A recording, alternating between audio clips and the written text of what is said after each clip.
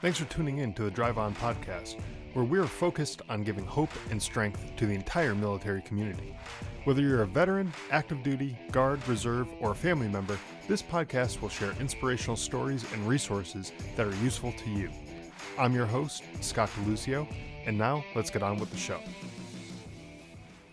Hey everybody, welcome back to the Drive On podcast. Today, my guest is Stephen Nisbet.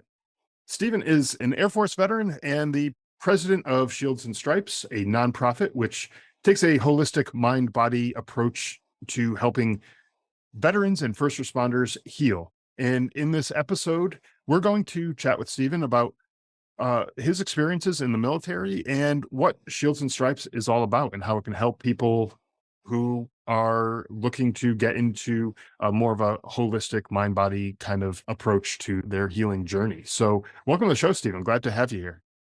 Oh, thank you for having me on the show. It's my pleasure. And hopefully we don't keep it too boring and we keep it interesting and for your listeners. And then we can say some things that hopefully spark some opportunity for them. Yeah, absolutely. And I don't think we're going to have a problem with that. I think we're going to talk about some pretty great stuff that you guys have going on and how you're out there helping out the veterans and the first responders who are struggling in one way or another, and how you've taken this approach to really help heal their mind, their body, everything that they have going on. So I don't think we'll have any issue with it being a boring conversation here. So first off, let's take things back a little bit. And would you be able to tell us a little bit about yourself and your background?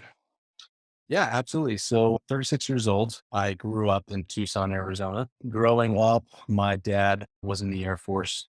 He spent several years in the Air Force's security forces. And then he got out and became a police officer. So he's spent pretty much the next 30 years in law enforcement, my entire childhood and beyond, as a police officer and specifically in the gang task force unit. So as I grew up, it was, a pretty strict household, if you will. And it's not that there was no like terrible upbringing or anything like that. It was just making sure that we didn't do anything, me and my brothers and I didn't do anything to tarnish his name or his reputation. There's a lot of individuals or kids at the school that I hung out with that he arrested, and he knew a lot of things about a lot of the people that I hung out with. And so it made it a challenge in school being the son of a police officer. Spent my childhood playing soccer and beyond doing, that was my sport that I really wanted to get into. I wanted to go to college. Playing soccer, that was a goal and an aspiration. And as I finished high school, that never came. I didn't get a scholarship to go to play soccer somewhere, and specifically the University of Arizona there, or even Pima Community College. And it was at a point of, well, what do I do now? What do I do next? And so I went to school. I went to Pima Community College after high school, and I went and studied astronomy because I was a space nerd and still am. But that's what I like to do. I like to look at space. And as I went into the classes there, I looked around at the people around me, and it's no dig on them. It just wasn't the demographic that I would, want to hang out with. There were a lot of older folks that just weren't my speed. And I was like, man, there's a lot more stuff I could be doing. And started looking at different options. All of my friends actually were going to the University of Arizona. So I felt super inadequate. And they were all going in as engineers under scholarships. And I was like, man, I don't have the money to pay for that. Still want to hang out with my friends, not really into engineering, but out there, I know they're going to make a lot of money doing that. And in my mind, the goal was I can find a way to make money and go move out of my house and do something different. So I was like, you know what? Like, here's another avenue where maybe I can get to where they are just by a different means. And I'm going to go just join the Air Force, because I talked about it with my dad. He said, the Air Force is going to be where you want to go. It's, they take care of you better, as they say. And I didn't disagree. And I was like, okay, cool. I'll just go do that. I'm going to go do that for 4 years. And I'm going to get the GI Bill. And then I'm going to then I'll have my scholarship and go to the U of A and catch up, and then go work with them at Raytheon or IBM or whatever. And we'll be best pals again. So I went into the office, the recruiter's office there in Tucson. And I taken the ASVAB and I scored really well. And I'm like, they're like, you can do anything you want. what do you want to do? I was like, well, what's a difficult job that you need to have a high ASVAB score? And they're like, a nuclear weapons apprentice. And I was like, that's perfect. That'll line me right up to working with Raytheon or IBM and stuff. I'll build some missile systems with them, and I'll be back in Tucson hanging out with my buds. And so that was it. I pretty much signed paperwork. This is what I want to do. Walked out of the office, and there was an Army recruiter next door. He's like, hey, son, let me talk to you. And I was like, she like, better listen to what he has to say. And so I listened to him, and he said, you want to be in special forces? And I was like, yeah, I've never even thought of that. No one's ever asked me that questions. I never even considered that for myself. And I listened to everything he had to say, and I was like, I can't believe somebody's asking me if I want to be in special forces. Like, I want to be special in some way. I was like, man, that sounds really appealing. And I didn't consider myself special in any way. I was like, hang on a second. I might be back. He also dangled some money in front of my face, for an enlistment bonus. I was like, that sounds pretty appealing. And As so recruiters do. yeah. And so I went into the Air Force office, and I was like, hey, you guys got any special operations jobs? Right. You already chose nuclear weapons apprentice. Just stick with that. Stick with what you got. And I was like, yeah, I know, but I just listened to this dude, and he says they got special forces. Do you guys have special operations jobs? And he's like, yeah, we got PJs and combat controllers. But here's the thing, you're not going to make it. Like, it's so hard to become one of these. It's a 90% attrition rate. If just stick with what you have, and you don't like have to worry about then changing your career field, because you probably won't make it. The odds are. And I was like, this guy has no clue who I am. Like, how is he going to tell me without knowing anything about me? I was like, just give me the information. So he gave me some information, walked out of there, canceled any paperwork that I had signed that day, did my research, and I was like, I want to become a combat controller after reading both of the career fields. And I was like, I don't really know what it does per se based off the information they gave me, but combat control, I like the sound of combat and controlling combat. So that sounds appealing. I'm going to go do that. And so I started training for it, signed some paperwork, and took a pass test, or the physical ability and stamina test. And that's just a regular PT test, just to see, hey, you meet standards to be able to join this type of career field. And when I went to take it, they said, all right, which one do you want to do first? Or which one do you want to do? And I was like, what are you talking about? And they're like, you either have a good swim in the beginning or the swim at the end. And I was like, I'll just swim at the beginning. Does it matter? And they're like, no, not really. And I was like, okay, well, I've been training with the swim at the beginning. So that's what I'll do. Swam, do the whole thing. And then they're like, all right, you're going to be a PJ. And I was like, I thought I wanted to be a combat controller. Like, it's the same thing. When you get there, when you get to basic training, you just tell them you want to be this, and then you move on, and you go to the same in-doc course, and you figure it out from there. And I believe this guy. And I was like, okay, sounds good. That's not what happened. I showed up there, and they used to be a pipeline that was together, and now it's separated. And this was in 2005. It's separated to PJs and controllers with different pipelines, and they kind of intermixed throughout that pipeline, but it was always a different path. And so I started doing research, and I was like, you know what, maybe I will do PJ stuff. But I was more interested in, like, all right, if I'm going to do this, the plan remained the same. I'm still going to get out in 4 years and go hang out with my buds and do schooling, but I'm going to do a crew job first. And I'm going to rescue. I was more interested in rescuing civilians, like, out in the, like, lost in the Grand Canyon or something like that, or injured civilians. And I was like, that sounds more interesting to me. I wasn't into the combat thing. And so I did the pipeline, finished. 120 people started in my class, and only 12 of us finished. In the beginning, every single step I took, I was 120 pounds soaking wet, 130 pounds. And one of the smallest guys in the group. And, out of my basic training class, there's 30 of us going through. And I would go to sleep every night. I would lay and these other guys are doing extra push-ups, pull-ups, sit-ups. They're just really training hard at night. And I was like, I'm too tired for any of that stuff. I'm going to sleep.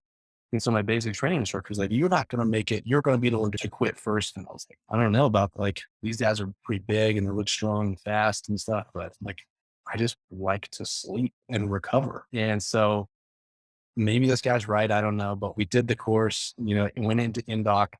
And of those 30 people that were in that group of 120, I was the only one of those 30 to finish, and all of the other ones quit. And so it was very gratifying, just to watch each one of them, as terrible as it was for them to make a choice to quit. It was motivating for me to see each, like, the pool gets like the people inside the pool get smaller and smaller. And so like I have more space in the pool and, there's less people that have to carry. And so it's just watching, I don't know, it was like a motivating factor of like, there's another one and like, I'm still hard charging and you look to see who's performing the worst. And like, at least my day is not as bad as that guy's day. It was bad when I looked around and nobody else was suffering more than I was. And I was like, oh, that's a problem. But nonetheless, that, I guess, subject of being told that it's too hard and you're going to quit or you're going to fail, that became the mantra of the rest of my career. And even to now, and I still look back on those days, and who are these people to tell me I'm not good enough or I'm not going to make it or it's too hard. So I ended up joining, becoming a PJ, a pararescueman, and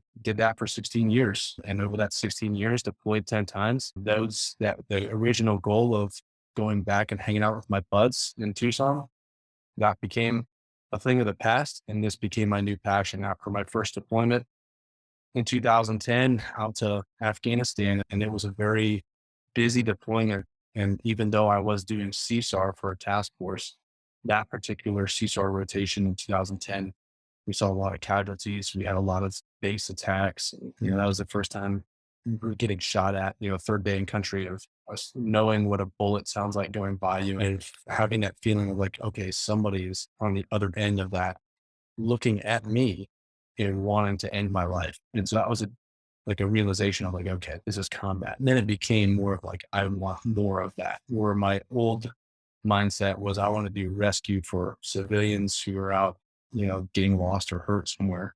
Now it was, there's evil out there and there's bad people that don't need to be around anymore. And so that became the next, I guess, addiction of deploying and scratching that itch, going and helping good people, removing evil from the earth and continuing to do that over and over again. I love hearing the stories of resilience, like what you're talking about there, where someone tells you you're either not strong enough, you're not fast enough, you're not smart enough, whatever the case may be. And you look at them and like, who the hell are you? Right. And let's get this done. Like, yes, I'm going to do this, and I'm going to do this only because you told me that I can't do it. And I'm going to just do it 1,000 times harder now because you told me that I can't do it. I'm absolutely going to accomplish this goal. And I love hearing those kind of stories because it's kind of just like a big middle finger up to the people who are telling you that you can't do it. It's like, yeah, screw you. I'm going to do this anyways. Right.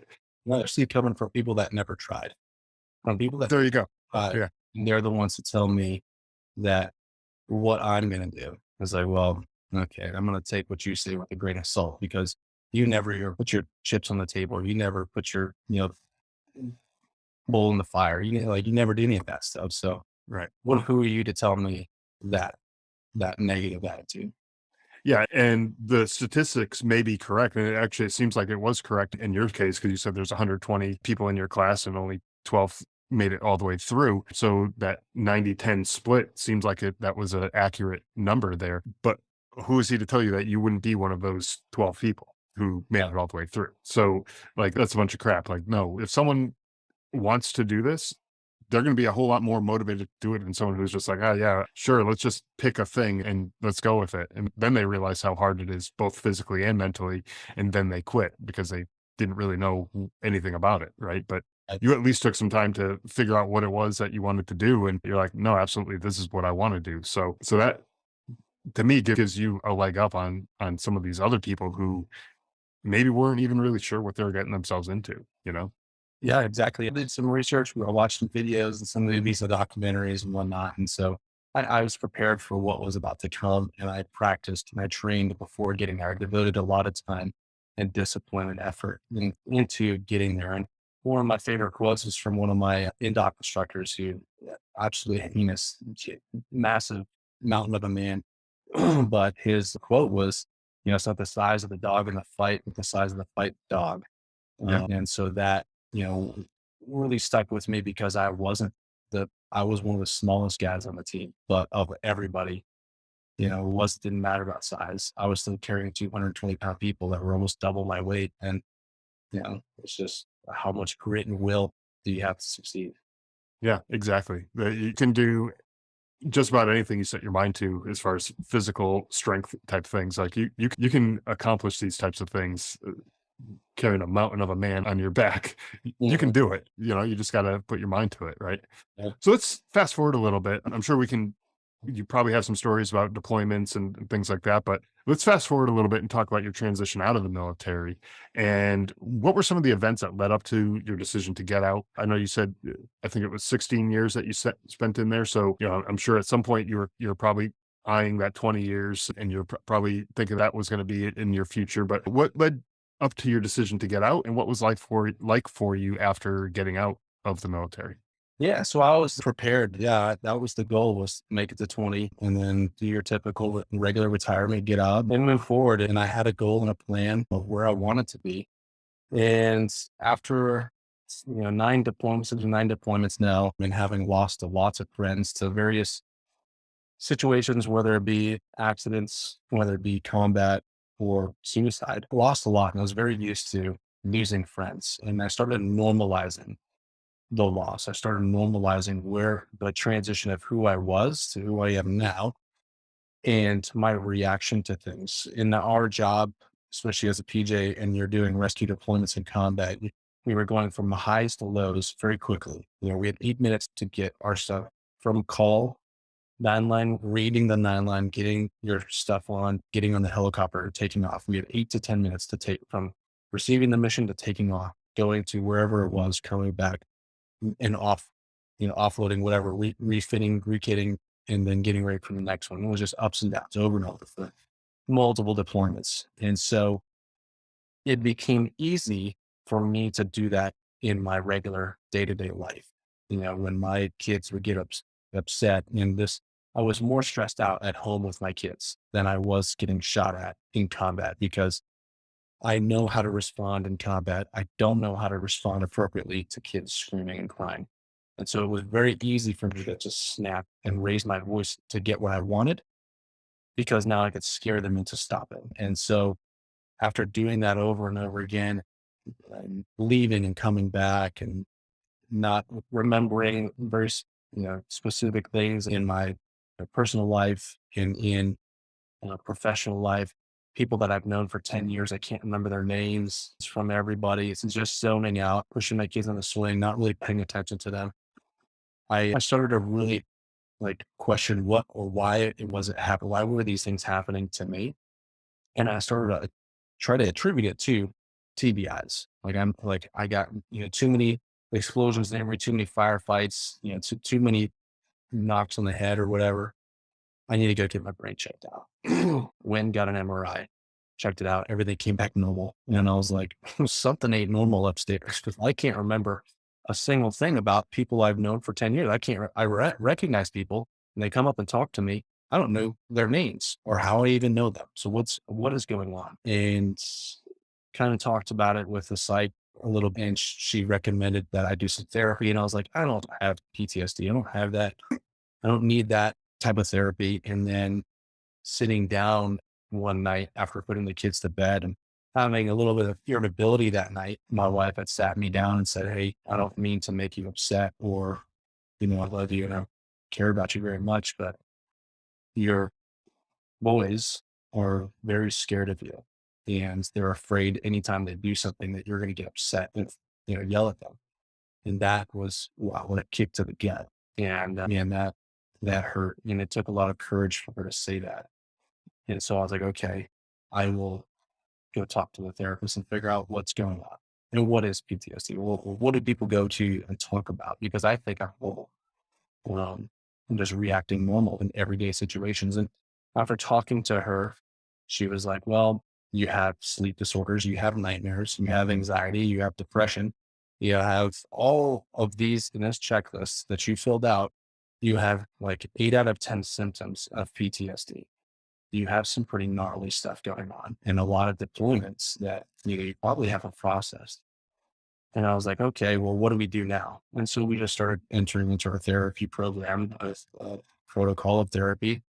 And after several months of doing that, or a couple months of doing that, I started to enjoy my job again, because I used to hate going into work and doing jumps and dives and, just everyday training of like, oh, I got to do this again. And it was just grinding on me. I was just getting like, I didn't want to do it. And now I was starting to enjoy it again.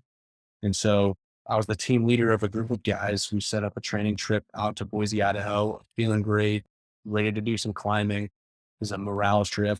And while we're out there, the goal was to train up a couple of new TJs to the team. Not that they were new as PJs, but they were newer to the team that I was at. And they are very experienced climbers, very good at what they do. And we had two inexperienced climbers. And the goal was to practice lead climbing, get these inexperienced climbers out and just really build this team up of cohesiveness and team building. And so it was a great trip. But halfway through the trip, one of our guys set up an anchor and a rappel line, set up a rappel line with an anchor in the rock. So he placed a piece of a camming device, which just uses pressure against the rock to keep it in place.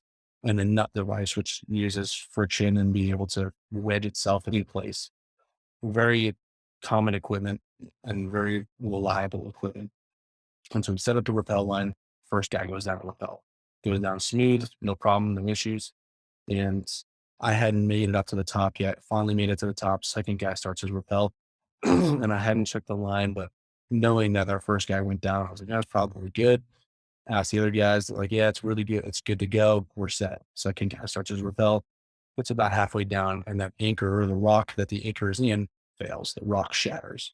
And so one side fails and the next one gives and it pops out. And so that second guy falls about 30 feet and hits the rocks below. And one of our other guys was tied into the anchor at the top. So doing what he was supposed to do. It's what he was trained to do. The weight of that individual pulled the other one off the very top. So two people fell. One fell 70 feet, the other one fell 30 feet. So I watched him slide by me, fly out, land onto the ground below, bounce over to his face. And so I've lost a lot of friends in combat and accidents and other things. This one was very different. Watching your friend fall that far down and being a team leader, feeling the responsibility of everything and knowing, okay, now I have to do my job of saving his life. And so we all got down there to him. We started doing our best to treat him, all of us as a team together, doing CPR, placing a surgical airway, doing a chest tube, feeding a thoracotomy. So just a chest tube without the tube, draining out the blood. So we worked on him for about 25 minutes. And after working on him, ultimately the fire department got there and pronounced him dead at the scene. And so that was one of the hardest phone calls I ever had to make, when I had to call on my boss and tell him what happened and that our teammate just fell and passed away. And knowing that the entire squadron's about to learn that one of our teammates just fell and passed away. And it was a training trip that I was the team leader of. So that sent me right into a depression of, I don't have confidence in myself as a leader. I don't have confidence in myself as a medic. I couldn't save him. I couldn't do anything. Felt helpless. And all of those incidents of losing friends and teammates all piled on. Like this was it. This was a straw that broke everything. And I was broken. And so I pulled myself off the team. I even tried to quit at one point, pulled myself off the team and started working with a therapist again and other modalities of treatment that we had available to us.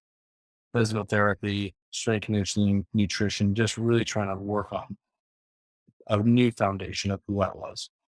After about 2.5 months of therapy and working on those things, I came back as a team leader. We deployed and I was the team leader of the same group of guys. And it was a very successful deployment. Nobody lost, no casualties, regained my confidence. I felt good as a team leader. Again, still working through the trauma, but I felt confident in what I was doing. And a couple months after coming back from that deployment, we were getting ready to deploy again. And so there was only a 2.5 month turnaround. But at the end of right before we deployed, the accident investigation and safety investigation that took place for the accident finished and closed out. And they said ultimately there's nothing that we could have done to prevent what happened. There's nothing we could have done to change the outcome. So essentially, pretty much alleviating the fault, the blame, or the guilt that we felt. However, the military how to hold somebody accountable, and they held me accountable as the team leader. And I was removed from my position as team leader, and I was also removed from the unit that I worked really hard to get, because this unit, we had to do another selection and another year of training just to get operational. So this is the only place I wanted to be. I'm getting kicked out. Not only am I getting kicked out, I'm going to have 30 days to PCS and leave. And I'm being isolated from everybody in the squad. I'm being told I have to remove my gear from my cage and my locker, all of our stuff, 16 years of my life. I'm being told I have to remove all that by myself on a weekend so that nobody else can see. So this was pretty devastating. It was a dark time for me. I was depressed, and I only have 30 days to pack things up and figure things out. And I thought, man, if I go through with this and I PCS, I'm going to lose the therapy modalities and the resources I have.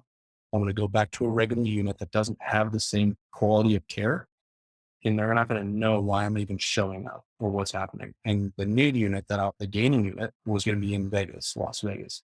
Yeah, that already caused problems in my past, with my relationship and my family. And I thought, this ain't gonna work out. This is not good for me as a person and for my family. I can't do this. I'm going to have to pursue a medical retirement just so I don't go down a pathway that's going to ultimately end my family, who I am and who's really there for me.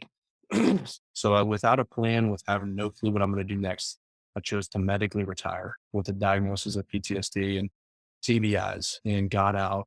As I started approaching my 10-year out of the military, I started to realize, again, I'm going to lose those resources, but now I'm a little bit more prepared to lose those. What's going to be next? How do I keep myself functioning at the way that I've been functioning? And started looking at all the different things and resources available when you get out. And I'm going to be treated, just as any other veteran. I'm going to be stuck to the VA system. I'm going to be having to reach out to different nonprofit organizations to figure it out and tie things together. But nothing was ever a one-stop shop like it was at my unit. So that's what led to the idea of creating and replicating what I had at the unit, and reaching out to different individuals to ask if they'll join me in the effort to creating something like this. And there, the inception of Shields and Stripes was created. Well, that was actually going to be my next question as you're talking about that. Where did the idea for Shield and Stripe come from? But it sounds like you're trying to basically just recreate the support system that you had in place while you were in that unit, and you had, the physical, the mental side all covered, all through the types of services that were available to you there. And so let's talk about the program that you have set up with Shields and Stripes, and what that program entails, and what someone can expect when they take part in the program. Yeah, absolutely. So yeah, like you said, I wanted to replicate what was already available. I didn't want to reinvent the wheel. And this wasn't a one-off idea of oh, maybe this can work. I know this works. This model works. I've used it. My friends have used it. We've all used this, and it's saved a lot of lives. And how do we get it to people? And this is the model is the POTUS, for the preservation of the force and family, in SOCOM, in special operations. And it's available to most special operations units, and it's not very well used or utilized the right way.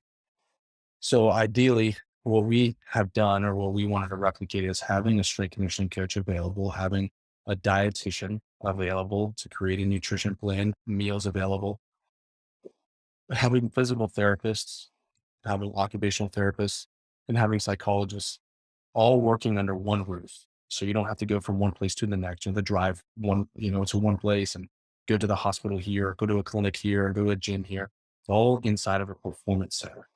So how do we do that? What's the timeline? We host it inside of, right now, a performance center in Phoenix, Arizona, and Pensacola, Florida. And that company we use and contract out is called Exos, or formerly known as API, Athletes Performance Institute.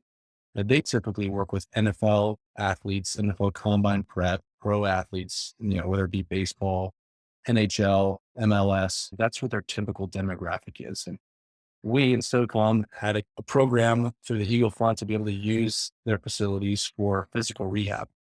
Having developed that relationship, I asked, can we use your facility for this particular program with Shields and Stripes? And they agreed. And so we have an agreement with them to host our demographic inside of their facility for 3 weeks. So they get top-notch, world-class strength conditioning coaches. They have world-class physical therapists. They have a dietitian or nutritionist there. We bring in our own dietitian. They have meals made on site for them. And we also fly in and bring our psychologists and occupational therapists where they get stress management classes, education, sleep hygiene education, and work on individual and group therapy. And then you have different modalities of recovery inside that facility. So all of that's happening over a 3-week period. And they're also staying inside of a resort, a 5-star resort hotel. So when they go back home or back into where they're staying, it's also a world-class facility where they're just treated the way that they're supposed to be treated. They're treated like a professional athlete. And there's healing in that. There's healing in being able to, like, I don't have to think about anything. And essentially this is a reset. Like okay, here's what right looks like. We're resetting you, developing a new foundation. And then when you leave there, it's not over. You still have another 9 weeks of telehealth therapy. Then you go home to where you came from, to your family. And now we include the family and you have the same services available. You still have a telehealth strength conditioning coach. Only this time we're using the gym that's available to you, whether it's in your house or a gym that you pay for, or a gym at work. What's available? How do you approach the same objectives that you had in the facility?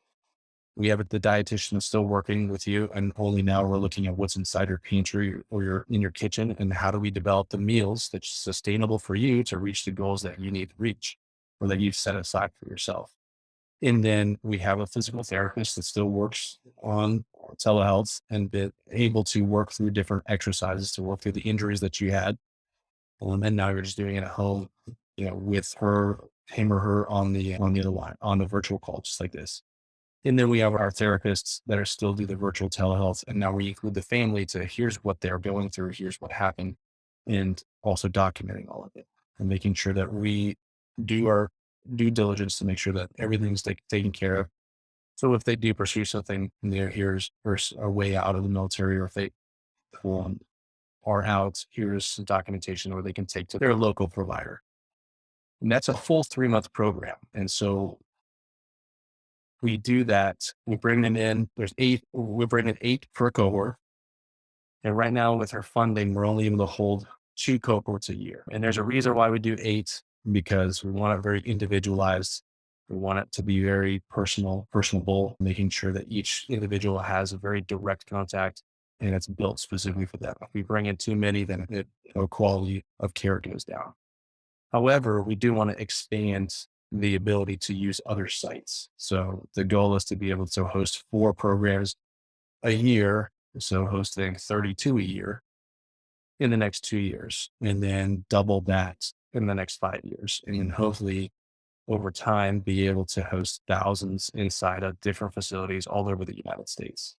And we bring in veterans, active duty members, first responders, law enforcement, firefighters, EMTs, that the only qualifications that they need to have is that they received some sort of trauma through service, and that's affected their day-to-day life. We don't require a diagnosis or anything like that. We just have to have served, whether it's public service or through the DoD, and had some sort of traumatic incident that's affected your day-to-day life. Yeah, so it seems pretty comprehensive, and I love that it's not just limited to veterans or service members. It's you're opening up to the first responders, police, fire, EMTs, and those types of people as well. Because let's face it, I mean, some of those people on a daily basis, they are being exposed to traumatic incidents, whether it's things like car accidents or fires or you name it, any number of things, homicides that they have to go and take care of. A lot of people, we don't really think about those types of things. There's somebody else who takes care of those things. Well, those people are those somebody else's. And that's a lot to handle for any one person. So, having those things available to those people is, I think, wonderful that you've opened it up to that. Yeah, And absolutely. Yeah, if I can say a couple of things with that. yeah, In that regard is, as I mentioned, my dad spent 30 years in law enforcement and growing up that way. And as I started to experience my PTSD symptoms, I started to relate myself to him and how he was when I was growing up. And I started to go, man, him and I are exactly alike. And he had significant PTSD that he didn't know he had, and it was just normal, and it was normalized for him. And what we tend to see more often than not is the first responder community is very quick to say, well, I don't like, man, like I've never experienced what you experienced. So like, I've had some things, but like, man, I couldn't imagine going through what you go through. And I was like, man, like I also can't imagine what you went through because it doesn't have to be in combat. Your trauma doesn't have to be a combat related incident. What's just as traumatic as going and to a domestic dispute call and the kids have been killed by the parents, or showing up to a car accident where the entire family is just obliterated in, a high speed car accident, or, the house fire and the family's burned alive inside and you have to carry the bodies out. And those are very traumatic instances that stick with you forever. And that's not normal. That's not a normal thing that we should experience. And not only that, are you eating like getting those things on you and in your brain and seeing those things.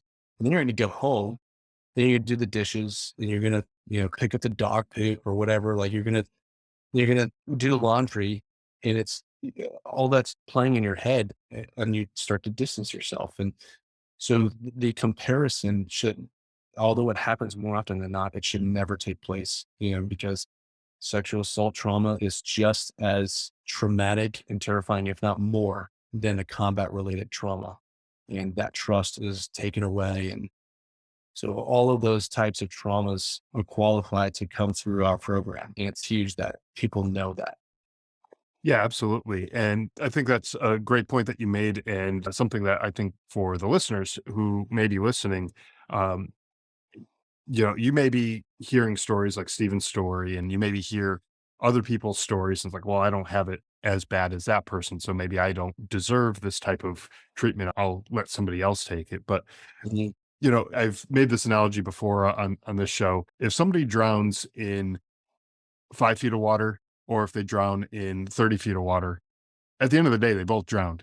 It doesn't mean one drowned worse than the other. They both drowned, right? So, like, you might be dealing with something, for the listeners, you might be dealing with something, and you may be like, oh yeah, but that person's got it worse. Both have something crappy going on in your lives. Like, and you need to work on that to improve yourself and get yourself better. Yeah, maybe someone else went through something that was super traumatic, but it doesn't mean that your trauma is any less relevant or less valid than that person. So, don't do that to yourself and just say, oh, well, someone else take my spot. And, I'm not going to bother getting involved with this type of thing because there's always somebody else worse out there. Quite frankly, you're probably worse than somebody else too. So, somebody else is maybe doing that same thing and leaving that seat open for you to take advantage of this type of service. So, definitely I am saying this to encourage people to reach out and get involved with Shields and Stripes and other organizations that are out there that do similar things, because, there is real healing to be had there. And, if you take advantage of it, you're going to experience that. But if you just let that opportunity slip by, then you're not going to see the benefits that you could be seeing, right? Yeah, no, absolutely. And to that point of, I think what's wild and really cool to see is when these individuals that go through the program, all of them have very different backgrounds. You have police officers, firefighters, you have men, women, you have different traumatic experience that have gone through very different things. However, their symptoms are all very similar. And when one starts talking about, yeah, like I can't sleep at night because of this thing, well, I can't sleep either.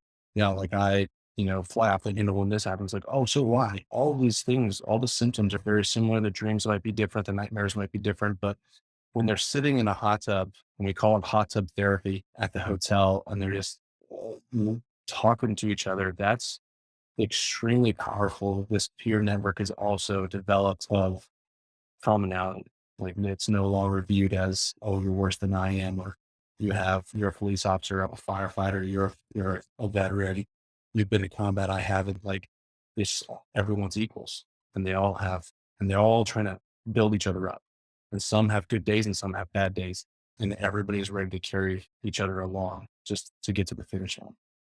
Yeah, and to that point, while your story and my story are completely different stories, when you started talking about some of the things that you experienced some of the, quick to get angry and basically yelling, at your kids or forgetting people and places, things that have taken place in your life. I heard a lot of my symptoms or my story coming out in what you were saying there too. So, I mean, that just goes to show, I mean, this was not planned in any way. Before today, we hadn't even spoken to each other. And so, like, it's not like we had much, time to plan that out to get that out there. But that's, I mean, I've written about it in my book. Anyone wants to grab a copy of my book and read that, it's there. So it's not like I'm making this up. All of that stuff is out there. So, I can see how that can happen where you're going to get people with different backgrounds, like a firefighter and a police officer. Typically, they're like Red Sox and Yankees fans. They're like going after each other, right? Not like the best of friends. But when you get them together in an environment like this, they start to see, okay, well, this guy's got the same thing that I'm going through. And, start to humanize the people a little bit more. And you start to understand what it is that they're going through and maybe even a little bit about what your own journey is going through as well. Yeah, no, absolutely. It's all great points. Yeah. So, like any nonprofit out there, I'm sure you're looking for donations or even people to volunteer their time and stuff that they might be able to help out with, especially with regards to expanding to other locations. Where can people go to get involved and see how they can help out Shields and Stripes? Easy. So to help out, yeah, absolutely. We go on, if you go on to www.shieldsandstripes.org, you can see some of the videos of the folks that have gone through the program. See my story. It's on a video there. It's also got some YouTube links. And then we have a way to donate or to apply. So what helps out, obviously it costs money to put these people through the program. They don't have to do anything. There's no cost to them. We fly them out there. We pay for their travel, pay for their lodging, and their all their services provided over the 3-month period. Yeah, it's about $15,000 to put an individual through this program. So all the money that comes in, all of it goes towards this program and putting these people through there. None of us are paid. There's no salaries that we're taking out of this. I don't get paid out of this. The goal is to put as many people through the program as possible. And I would venture to say, well, not venture, I know that at least 50% of the people who have got through the program have had a previous attempt at taking their own life. And that's huge. And if you look at that, statistics, there's probably a lot more than that just throughout the entire nation. So the other way of being able to help out is to share this information with families and friends or people that if any of the symptoms that we described here today, if they remind you of any particular person that and they might hear the message inside of this and open their mind as I did, and you go, man, like maybe this is an opportunity for them to change some things in their lives. I would appreciate you sharing the websites, sharing the story with them, sharing what we're doing with those individuals. And that message alone, carrying that message to people that we can change their lives is incredibly valuable. Sharing the message to people that have the capacity, the financial capacity to help us get more into the program. Because like I said, we're only limited by funding to be able to make more of these programs possible. And then volunteer opportunities. We do host events inside of different states, mostly Arizona and North Carolina, because those are big footprints in the areas as low as Phoenix, Arizona, and just outside of the Fort Bragg area, we typically host events down there to raise funds. So there are opportunities to come, either pass out flyers, volunteer at beats, things like that will help out. But I think the biggest way to affect the individuals going through the program is to be able to donate. No dollar is too small. $10 it helps. In up to $1,000 helps. Whatever, it goes a long way. So those Yeah. are very ways to be able to do that. Yeah, absolutely. And I will have links to the website in the show notes so that people can go find that to make those donations and find out about maybe some of the events that you have going on and how they might be able to help out with that. And also for the people who want to get involved in the program that you offer, they can visit the website as well. You said there's like an application there to fill out on there. So, for the listeners, if you're looking to help out and donate, go to the website. Also, if you're looking to get involved in and participate in the program that Shields and Stripes has to offer, go check out the website as well. Everything seems like it'll be right there, and we'll have that link in the show notes for you.